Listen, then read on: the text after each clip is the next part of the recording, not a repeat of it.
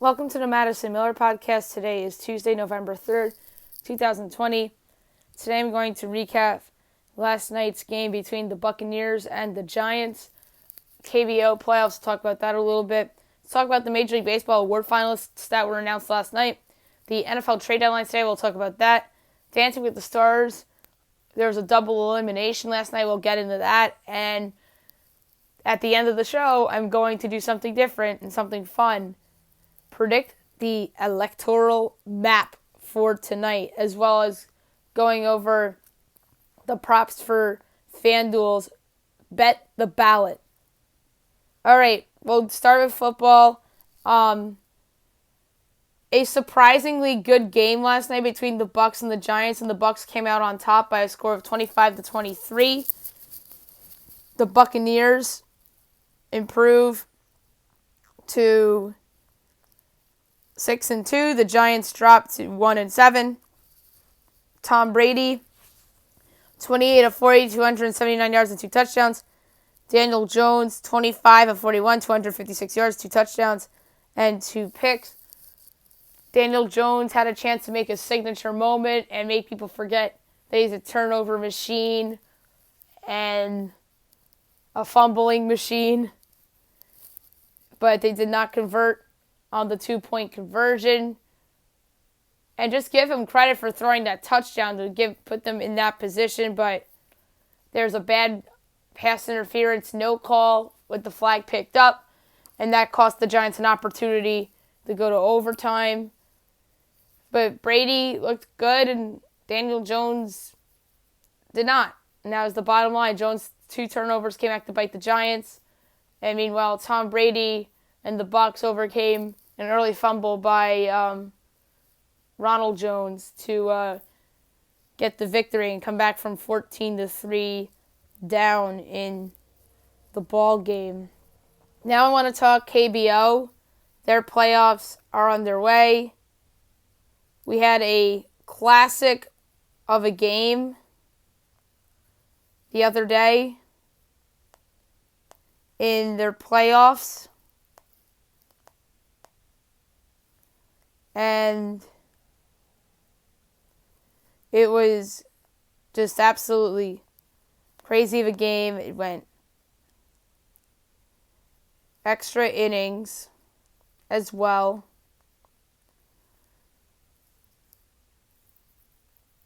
And the winner of that classic game from yesterday in the wild card round wound up being LG as they defeated Kaiwoom 4-3. And that game went 13 innings. Kaiwoom took a 3-2 lead in the top of the 13th inning. And then in the bottom of the 13th, LG came from behind, scored 2, and got the win. As Kaiwoom, it was a advantage in the wild card game where the team with the better record had the 1-0 advantage, and that was the LG Twins. And now LG moves on to take on Doosan in what's going to be a best of 3 in the semi-playoff round. So if Kaiwoom won yesterday, there would have been a second game. And then if Kaiwoom won that, then it would have been a game 3. It was odd that they gave an LG a 1-0 series lead. I didn't know that KBO was run like that. So the semi-playoff begins tomorrow 4:30 a.m. and then Thursday 4:30 a.m. and then Saturday at midnight. So technically a Friday night playoff game 3 between LG and Doosan. If I'm not mistaken, I gave away my pick on the show yesterday. And I'm going to go with the Twins of LG. I think they're going to get it done in 3. I think these are 2 very good teams. Each side has some talented players. Like Kaiwoom has Addison Russell, who played yesterday. And in terms of these two teams, Jose Miguel Fernandez is the Doosan first baseman. He's solid. Roberto Ramos is the first baseman for LG. And then also you got Raul Alcantara, one of the pitchers on Doosan. So there is some talent and familiar faces. Kim Hyun Soo, the former Orioles outfielder, is on the LG Twins right now. Park Kun-woo is the right fielder on Doosan. I believe he was in the big leagues at one point. Oh no, I'm thinking of that guy from Minnesota, Kai Wong-hung Park, that didn't pay him out. And then Casey Kelly, the former Padres pitcher, pitchers for the LG Twins. So there are some familiar names on each side of the rosters. I'm going to go with the LG Twins in 3 games. Do I feel good about it? No. And then LG would then go on to play the KT Wiz after in the playoff, quote unquote. And the winner of that would go on to play the NC Dinos in the Korean series. So that should be a lot of fun, and we'll obviously cover the results of these games on the podcast within the next couple days and weeks. Now we'll do a discussion on the MLB awards finalists.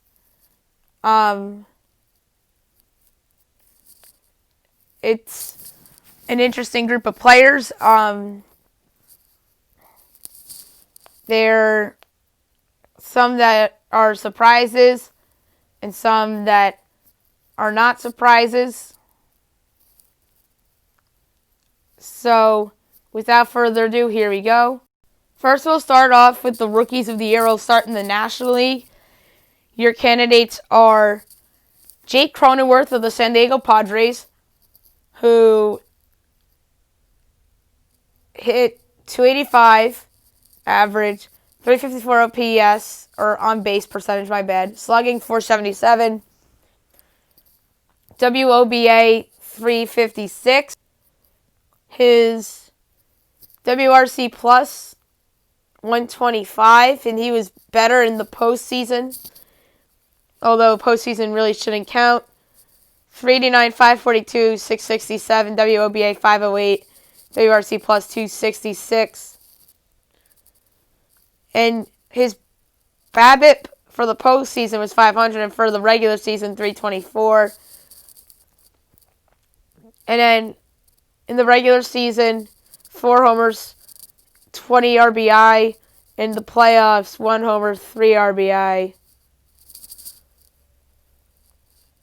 And a WAR of 1.4 and a WRC plus of 125. So he really, I think, exceeded all expectations for this season. Next up, Devin Williams of the Milwaukee Brewers. The pitcher who showed some flashes last year and really was awesome this year. So he had a K9 of 17.67, walks per 9, 3, home runs per 9, .33, BABIP 194, ERA .33, FIP .86, xFIP 1.09, WAR 1.4. Gave up 1 homer this year, 4-1, all out of the bullpen. So this guy looks like their future closer, and now the question is, do they trade Josh Hader or not? So, yeah, this guy was a sensational pitcher for the Milwaukee Brewers out of the bullpen. And last but not least, Alec Boehm of the Philadelphia Phillies. This guy is, I think, going to be a star. There's been many times I've thrown him in the fake trades, but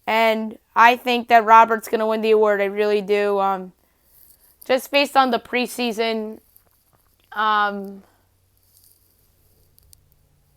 the narrative that he was going to win, kind of like Ohtani in a weird way. And I think that preseason narrative is going to drive him, and he should win this award easily. I think second place is going to be Kyle Lewis, and then third will be Christian Javier in terms of the rest of the Rookie of the Year. And now Manager of the Year, American League, you got Kevin Cash, you got Rick Renteria, who was fired, and the other one was Charlie Montoyo of the Blue Jays. I think it should be Charlie Montoyo. I really do. Nobody really expected much from the Blue Jays this year, and then came the expanded playoffs. They took advantage of it. Yeah, they lost in 2 to the Rays, but that team has a very bright future. Montoyo had them playing hard, and I think that he will win this award because the Manager of the Year normally goes to the team that overachieved in the season, and that, my friends, was the Toronto Blue Jays in the American League. Second place, I'd pick Kevin Cash. The Rays won the American League East. They got the best record in the American League and made the World Series. So Kevin Cash, to me, should be in second. And third, Rick Renteria. The White Sox had a good season, but that end of the season collapse is what cost Rick Renteria his job, and now Tony La Russa is the manager of the Chicago White Sox. On the other side, in the National League, Don Mattingly, Jace Tingler, and the last of the bunch, David Ross of the Chicago Cubs. I think there's no doubt about it who's going to win this, and it has to be Don Mattingly.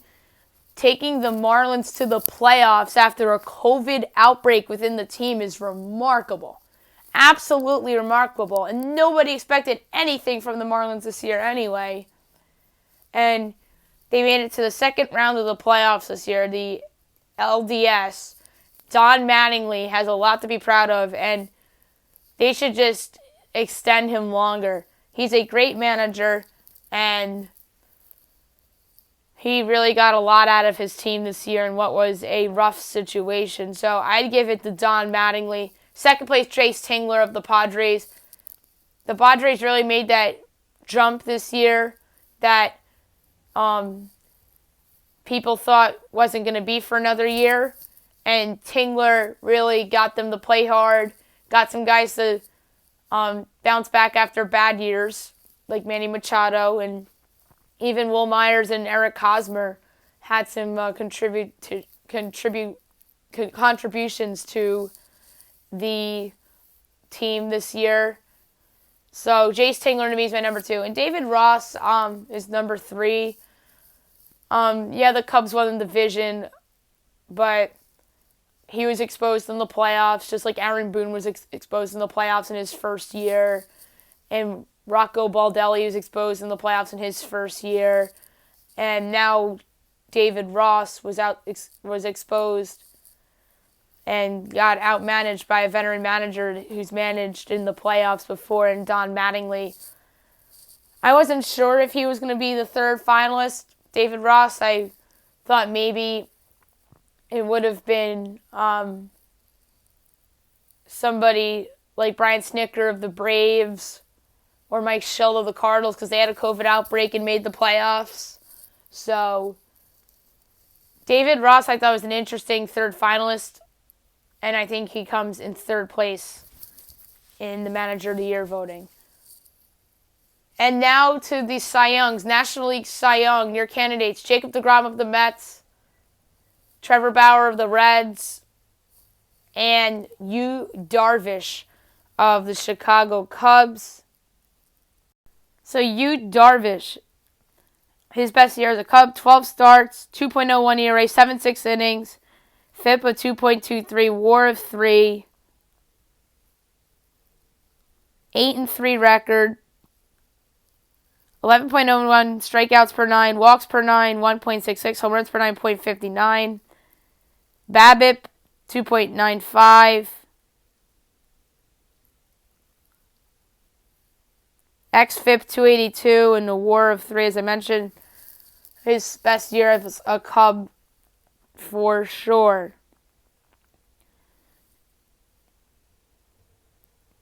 Next up, Trevor Bauer. 11 starts, 1.73 ERA, FIP of 2.88, WAR of 2.5, 7.3 innings. Went 5-4 on the year. 12.33 strikeouts per 9, 2.1 balls per 9 or walks per 9, 1.11 home runs per 9, BABIP of 2.1 or 0.215, FIP of 4.34, xFIP of 4.33, WAR of 3.33. So he had a really good season.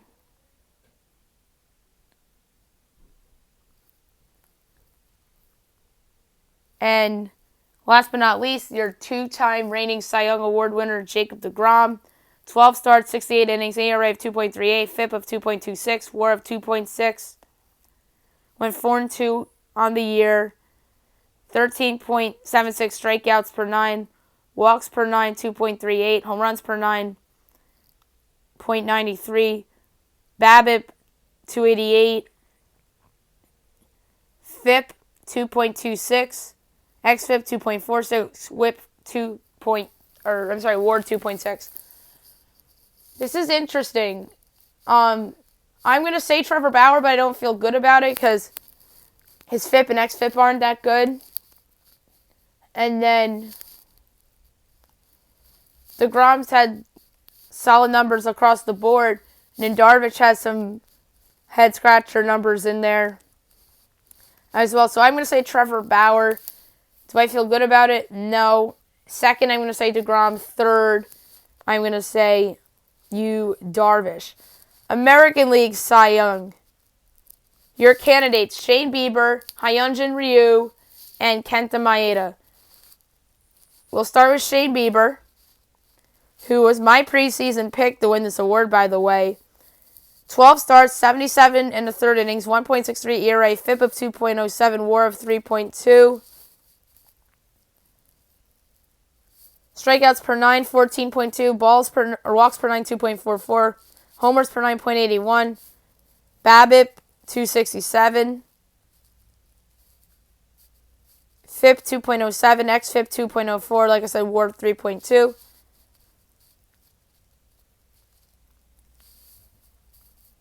Next up, Hyunjin Ryu, who is tremendous in his first season as a Blue Jay, 5-2 in 12 starts, 67 innings, 9.67 strikeouts per 9, 2.28 walks per 9, 0.81 home runs per 9, BABIP 3.02, a 2.69 ERA, 3.01 FIP, xFIP 3.32, and a WAR of 1.9. And last but not least, Kenta Maeda, another former Dodger, who was really good this year. 11 starts, 6-1, 2.7 ERA, 66 2/3 innings.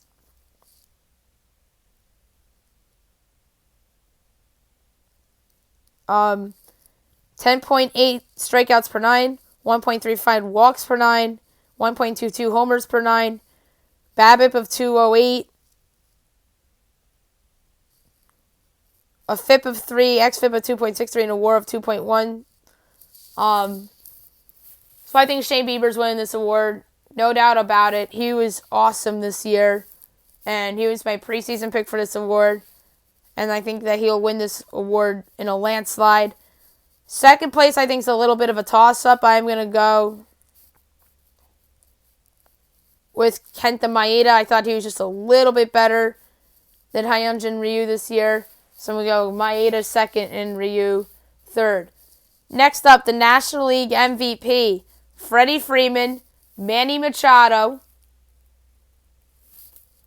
And the last one of the bunch, Mookie Betts. All right, and we'll start with Mookie Betts, who was awesome this year, not only in the regular season but in the playoffs. 55 games for the Dodgers in the regular season. 16 homers, 39 RBI. Hit 292 on the season. On base of 378. Slugging 493. WOBA 373. WRC plus 138. 149. And a WAR of 3. 390 WOBA. 562 slugging. And on base of 366. I accidentally read off his playoff numbers. Whoops. But his playoff numbers were sensational, as well as his regular season numbers. Next up, Manny Machado. He was awesome this year for the San Diego Padres. 60 games, 16 home runs, 44 runs, 47 RBIs.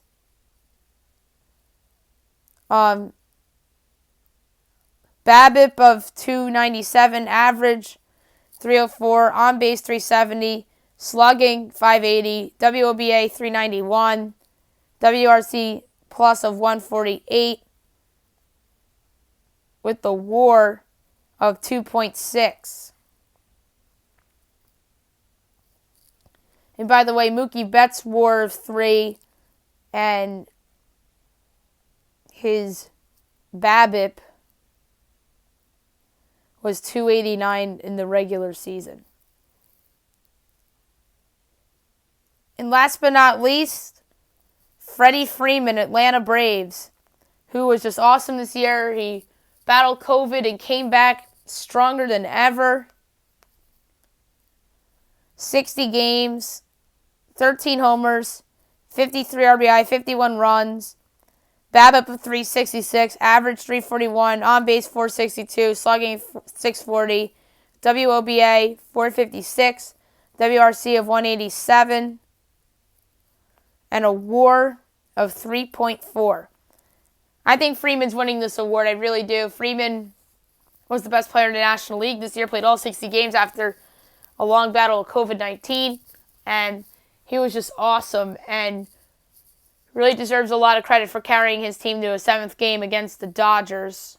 So I think Freeman's going to win this award. Second place, I think Mookie Betts, because he's Mookie Betts and hit a lot of home runs this year. And his, as I like to call in-depth stats were very good. And then third, I think, is going to be Machado, who was awesome this year for the Padres. And last but not least, the American League side of awards. We'll start with the DJ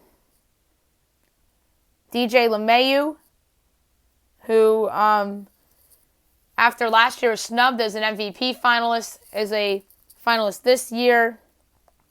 It was unbelievable in year number 2 with the Yankees. 50 games, 10 homers, 27 RBIs, BABIP of 370, average 364, on base 421, slugging 590, WOBA 429, WRC 177, and the WAR of 2.5. So his 2 Yankee seasons are just phenomenal, and the Yankees have to re-sign him, in my opinion. So it's going to be interesting to see if they do so or not. Next up, Jose Ramirez, who had an awesome year for the Indians this year, helping them to the postseason. 58 games, 17 homers, 46 RBIs, BABIP of 294, average 292, on base of 386, slugging 607, WOBA 415, WRC 163, WAR of 3.4. And then, last but not least, Jose Abreu, who was awesome this season for the Chicago White Sox. 60 games, 19 homers, 43 runs, 60 RBI, BABIP of 350, average 317, on base 370, slugging 617, WOBA 411, WRC 167, WAR of 2.6. I think it's a tough call between Abreu and Jose Ramirez, who were both awesome this season for their respective teams.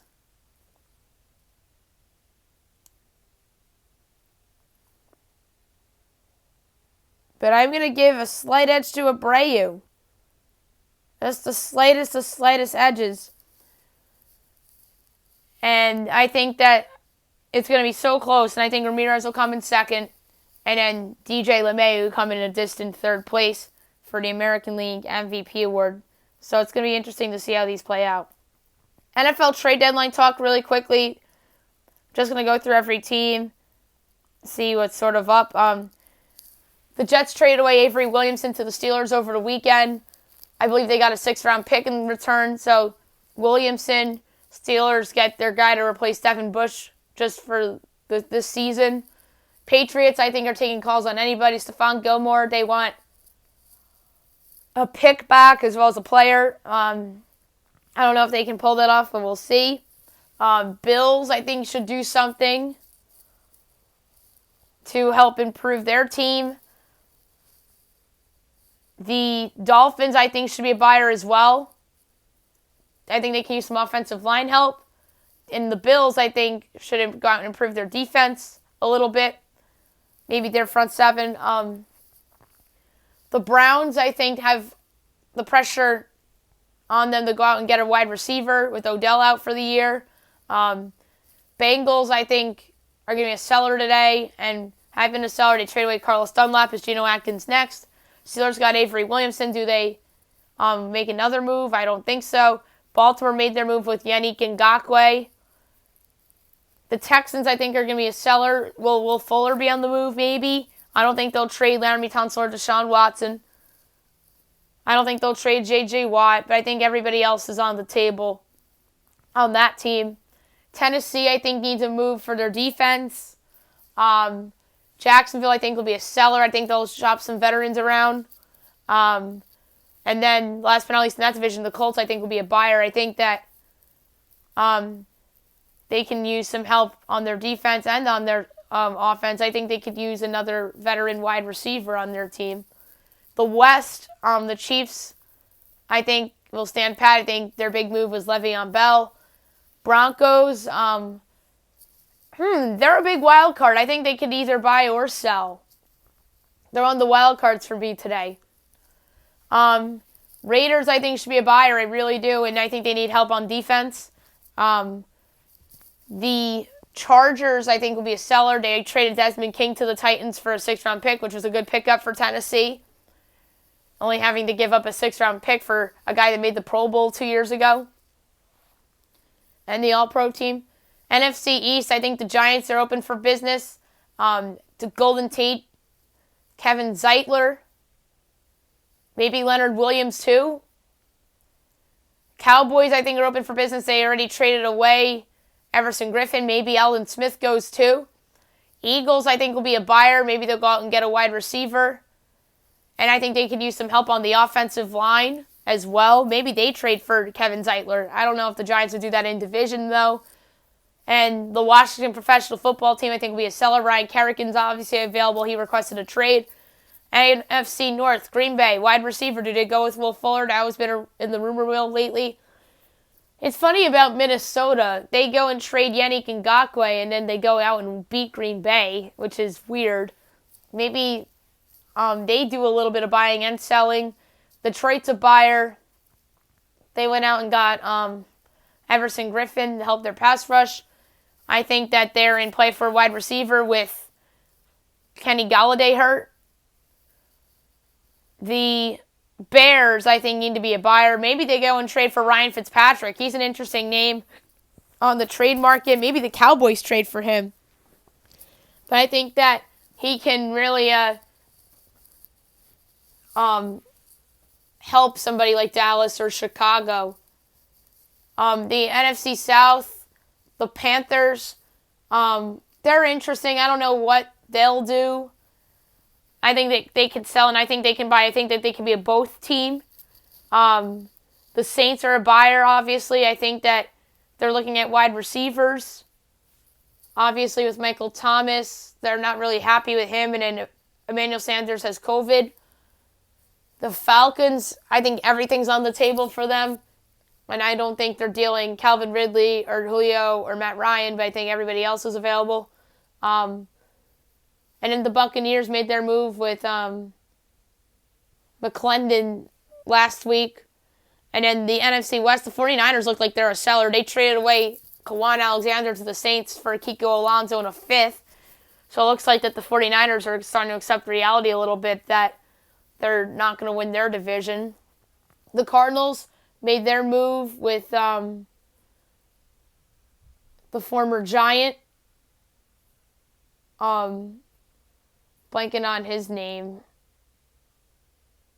And maybe they go out and make a move. Maybe offensive line can use a little bit of help. Rams, I think, need to make some moves. I think they need help on the line as well. And the Seahawks made their move for Carlos Dunlap the other day. Marcus Golden is the player that I'm thinking of from the Giants that Arizona acquired. So it's going to be an interesting day today. And obviously we'll recap any moves that happen today on tomorrow's podcast. Now we'll do Dancing with the Stars. There was a double elimination last night, which they do at least once a season. The remaining contestants danced. The theme of the week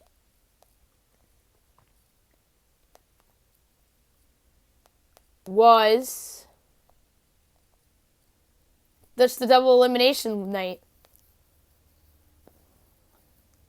Caitlin and Artem did a jive dance to Don't Stop Me Now by Queen and got a 25. Nev and Jenna did a Vanessa Waltz dance to Stuck With You by Ariana Grande and Justin Bieber and got a 27. Justina and Sasha did a samba dance to Magdalena by Sergio Mendes featuring Carlinos Brown. Got a 27. Nelly and Daniela did a rumba dance to Nobody Knows by the Tony Rich Project and got a 21. Chriselle and Gleb did a Vanessa Waltz to Love on the Brain by Rihanna. Got a 24. Sky and Allen did a salsa to Work It by Missy Elliott and got a 25. Johnny and Britt did a foxtrot to Wonder by Shawn Mendes and got a 27. And AJ and Cheryl did a rumba dance to Way Down We Go by KBO and got a 24. And then there were pairing dances. Nev and Jenna, Chriselle and Gleb, and Nelly and Daniela did a cha-cha-cha relay to Rain on Me by Lady Gaga and Ariana Grande. Justina and Sasha and Johnny and Britt did a Vanessa Waltz relay to I Have Nothing by Whitney Houston. AJ and Cheryl, Caitlin and Artem, and Sky and Allen did a samba relay to Levitating by Dua Lipa. The pair that got voted off was Chriselle and Gleb. I do not agree with that decision. I think it should have been Nelly and Daniela, but they wound up being safe, and Sky and Allen were in the bottom two. And the judges voted to save Sky and Allen, so they wound up getting the save from the judges as Chriselle and Gleb went home. And last, I'm going to predict the ballot as well as do the FanDuel game. We'll start with the FanDuel game, then we'll do the ballot. And they give out odds. And they give you fake money. They give you 1,000 fake coins. Who wins the U.S. presidency? The presidency, Joe Biden's a minus 175 favorite. Trump is plus 138. because of his popularity and he has a ton of fans. And this kind of reminds me of 2016. I'm going to go with Donald Trump here at plus 138. I think there's value there going with our current president and somebody that's been doing rallies and gathering a lot of fans together, even in this COVID environment. And I think that he'll hit some of these battleground states that he's been campaigning in. So give me Donald Trump at plus 138. Who will win the majority in the Senate? The Democrats are minus 175. The Republicans are 2-1. I'm going to go with the Democrats. They always normally win in the majority in the Senate, so I'm going to go with the Democrats there. Who will win the majority of states? Biden minus 120, Trump plus 105. I'm going to go with Trump at plus 105 for the same reasons I mentioned for him to win the election, due to his popularity and due to his campaigning in the battleground states. Although Joe Biden's done a lot of campaigning of late as well. Will Trump win at least one state that Hillary Clinton won in 2016? Yes, plus 150. No, 2-1. I'm going to say yes here. There's always states that flip year to year.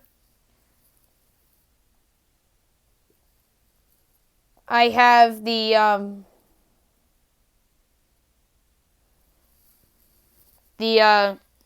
electoral map from 2016 up. And there's a couple states that I think could flip for Donald Trump. I think that Virginia's a candidate.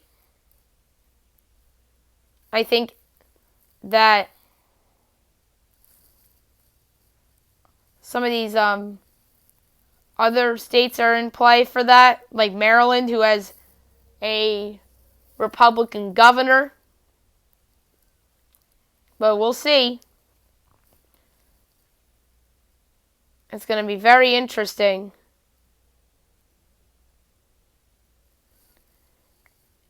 And it's going to be quite fun to follow tonight as well. Because some of these states I think are going to be close. And I think New Mexico is another candidate to flip to Trump as well. That was a Clinton state in 2016. Hawaii's another one. So that's going to be interesting for sure. Will either candidate win the popular vote by 10% or more? Yes, plus 175. No, minus 200. I said no. I think that's easy because I think it's going to be close. Will there be at least one state who elects a Democratic senator but awards its electoral votes to Trump? Yes, minus 150. No, plus 110. I'm going to say yes. Will there be at least one state who elects a Republican senator but awards its electoral votes to Biden? Yes, minus 150. No, plus 110. I'm going to say yes. Will Biden be the first Democrat since 1976 to win Texas?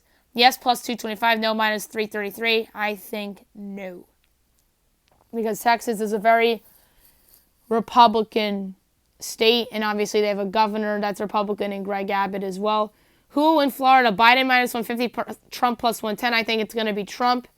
He's been really rallying in Florida a lot, and he was in Florida very recently as well, and he won Florida last time, and Florida also has a Republican governor in Ron DeSantis. Who will win Iowa? Biden plus 125, Trump minus 175. I think it's going to be Trump. Who will win Ohio? Biden plus 110, Trump minus 149. I think that's going to be Trump. Who will win North Carolina? Biden minus 150, Trump plus 110. I think that's going to be Trump as well at plus 110. I think that's good value there for North Carolina, even though they have a Democrat governor. Who will win Ohio? Oh, wait, we did Ohio already.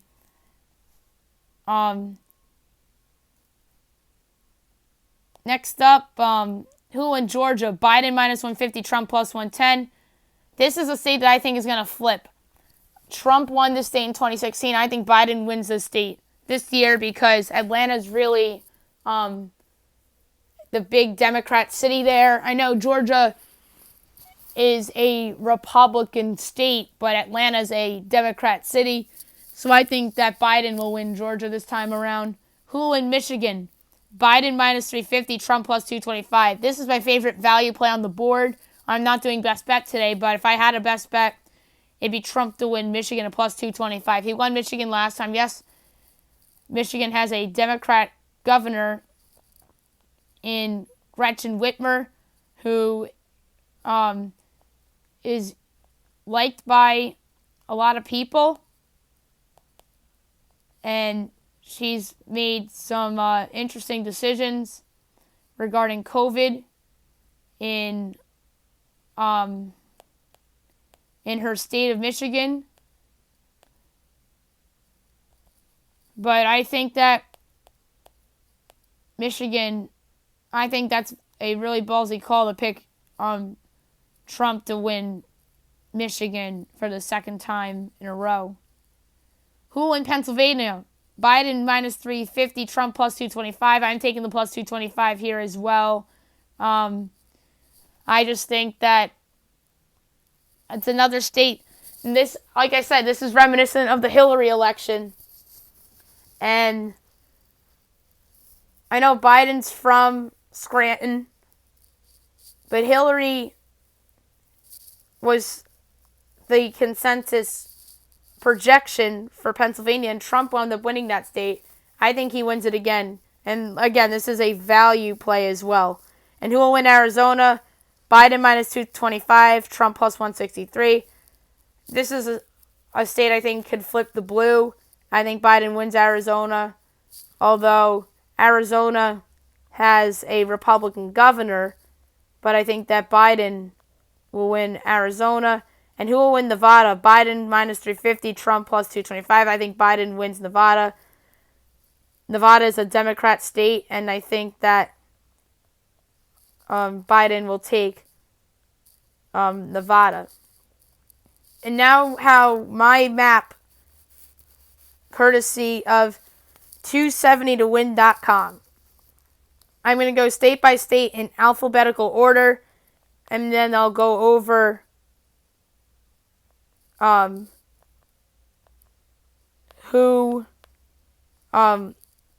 what color state they were in 2016, and what I project them this year. All right, we'll start with Alabama. Kay Ivey's their governor, Republican. I have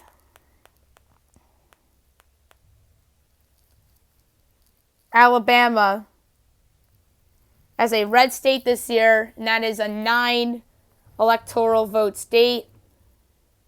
And Alabama wound up getting red in 2016 as well. I think it'll be red again in 2020. Alaska, their governor is Mike Dunleavy, who's a Republican. I think that that's another red state for this year. And that is 3 electoral votes. I have Alaska at red as well. Next up is Arizona. They actually have a Republican governor right now in Doug Ducey. But as I predicted earlier, I think this will be a blue state this year after a red state in 2016. This is one of them that I think will flip the blue. 11 electoral votes. So I think that this will be a blue state this year. All right. Arkansas. 2016, it was a red state. I think it'll be a red state again, 6 electoral votes, and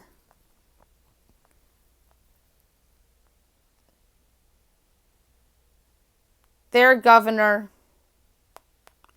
is a Republican as well. And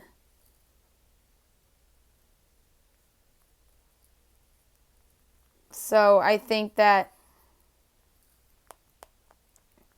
it'll be a red state again. Asa Hutchinson's their governor. California, their governor is obviously Gavin Newsom. I talked about him a lot on this podcast.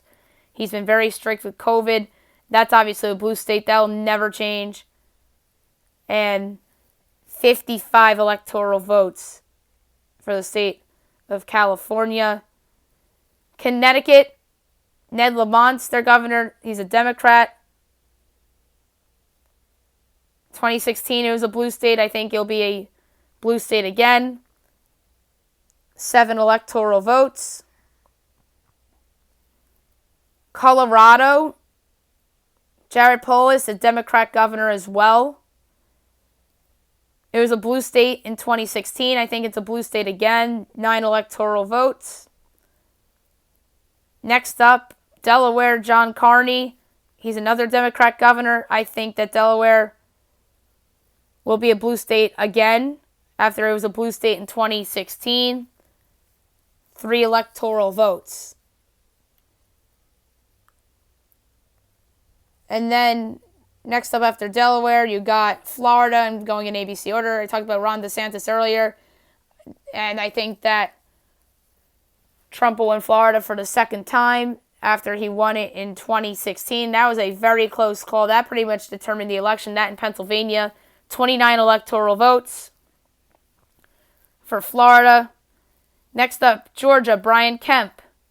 He's a Republican, but I think that that's one of the ones that flipped from red to blue. 16 electoral votes for Georgia. Hawaii, David Ige, who's a Democrat governor. Hawaii was blue in 2016. I think it'll be blue again. That is 4 electoral votes. Idaho, Brad Little, he's a Republican. I have Idaho as a red state, 4 votes, or 4 electoral votes, and Idaho was red in 2016. Illinois, J.B. Pritzker. He's obviously a Democrat. I think that Illinois will be a blue state again.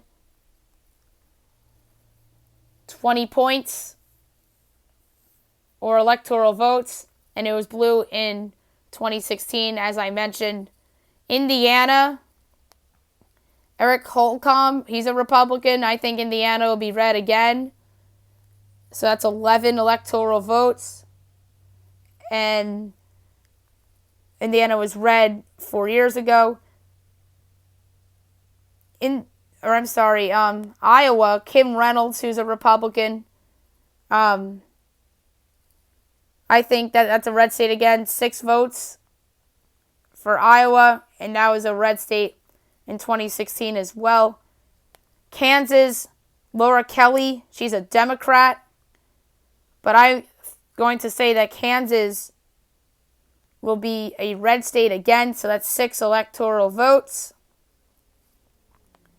Kentucky, Andy Beshear, he's a Democrat governor, but I think that Kentucky is a Republican state at heart. That would be 8 electoral votes, and that's a state that was red in 2016 as well. Louisiana, John Bel Edwards, he's a Democrat governor, but I think that Louisiana will be a red state for the second time in a row. Maine, I think that will be a blue state.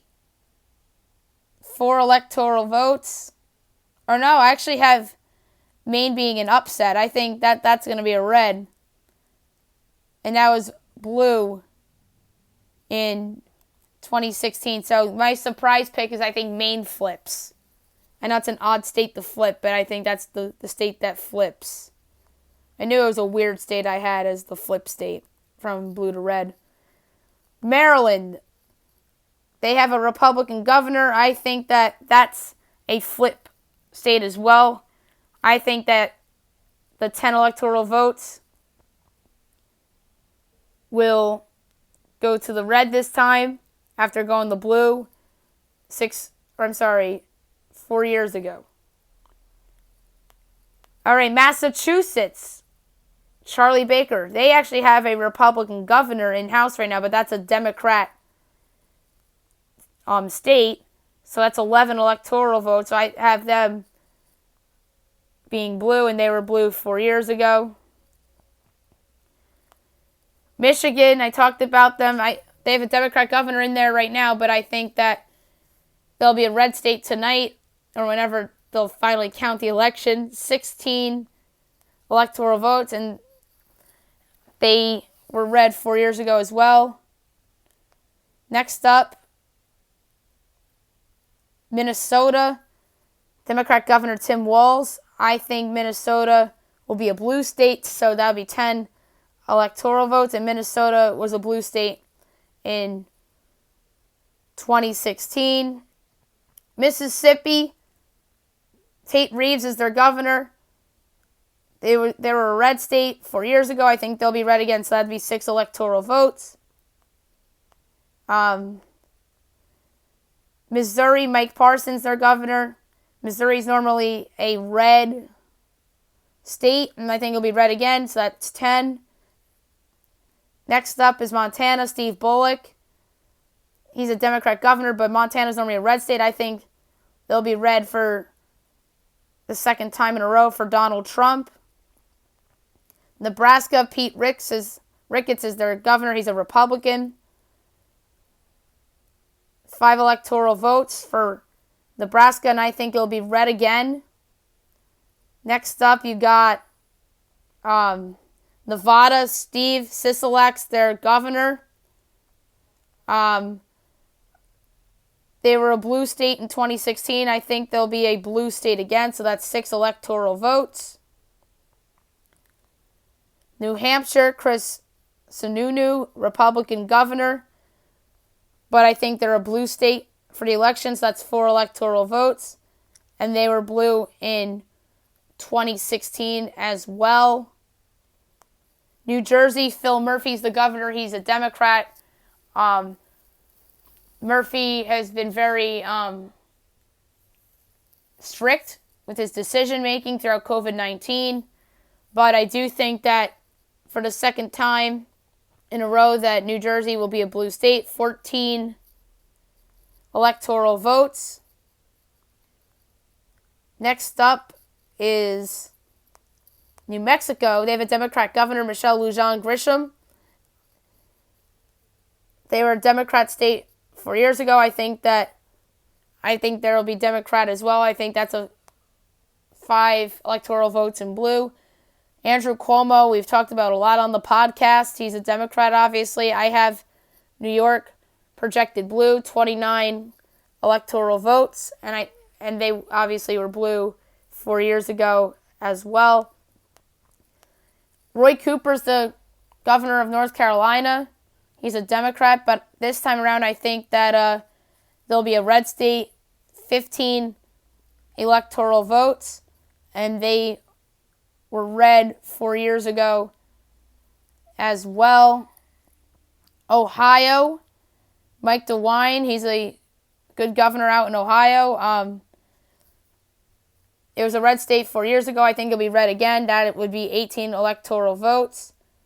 Oregon I've projected as a blue state, so that's 7, and they were blue 4 years ago. Oklahoma, I have as a red state. That's 7 electoral votes. They were red 4 years ago as well. Pennsylvania is the big one. I think this is one of the 2 one of 3 that's going to determine the election, along with Michigan and Florida. I think this is one of the big ones that Trump gets, just like 4 years ago. He's been rallying in Pennsylvania. They have a Democrat governor, though, but he won Pennsylvania 4 years ago. I think he could do it again. And obviously Clinton has ties to Pennsylvania, so does Joe Biden. So, like I said, a lot of Trump fans out in Pennsylvania, so I think that the 20 electoral votes will be read for the second time for Donald.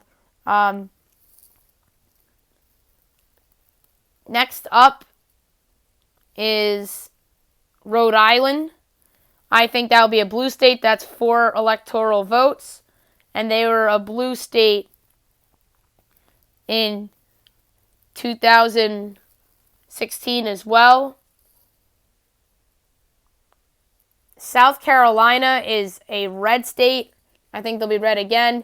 9 electoral votes. They were red 4 years ago as well. South Dakota, I think, will be red. That's 3 electoral votes. Tennessee, 11 electoral votes. I think they'll be red again.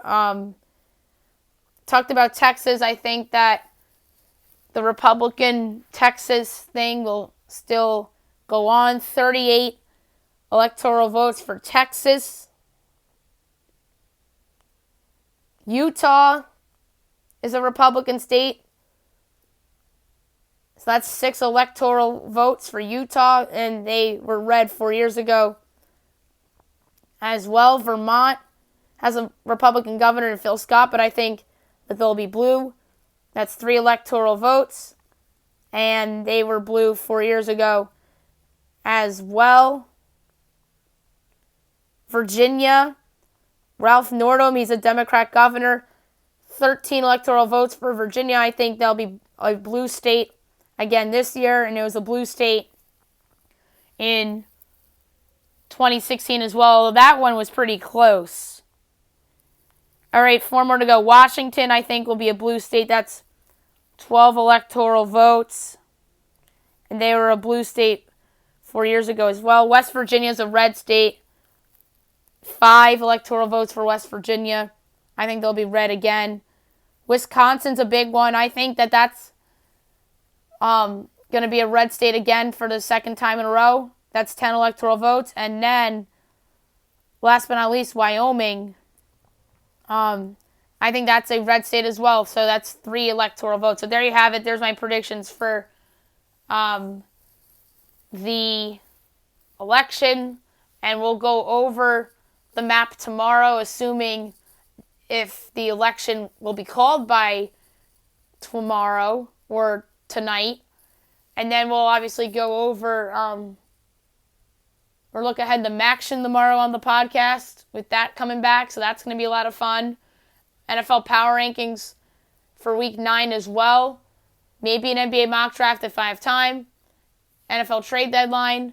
And my best bet as well. Hope you guys have a great day, everyone.